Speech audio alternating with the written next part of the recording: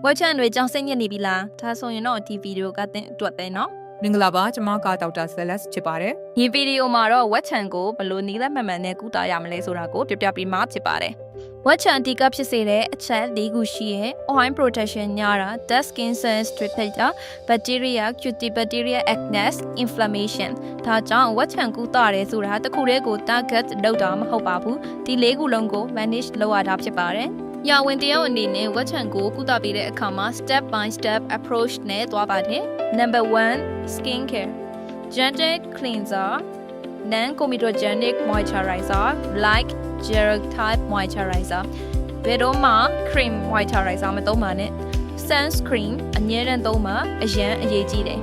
Number 2 topical treatment retinoids for pore clear azoine peroxide for bacteria control azelaic acid for inflammation and pigmentation Number 3တောက်စိတ်အနေနဲ့ oral antibiotics နဲ့ hormone treatment တွေကိုလိုအပ်တဲ့အခါမှာပေးပါတယ်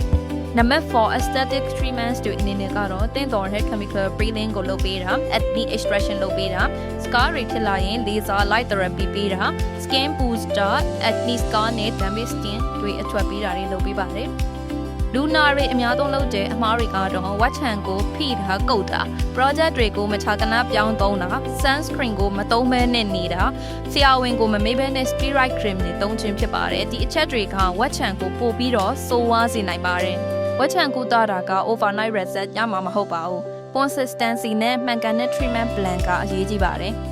သင်အတွက်အဆင်ပြေတဲ့ treatment ကိုရွေးချယ်ခြင်း professional doctor နဲ့ consultation လုပ်ဖို့အတွက်လိုအပ်ပါတယ်ဒီဗီဒီယိုကသင်အတွက်အသုံးဝင်နေဆိုရင် like and subscribe လုပ်ပေးဖို့ပြောချင်ပါတယ်ရှင်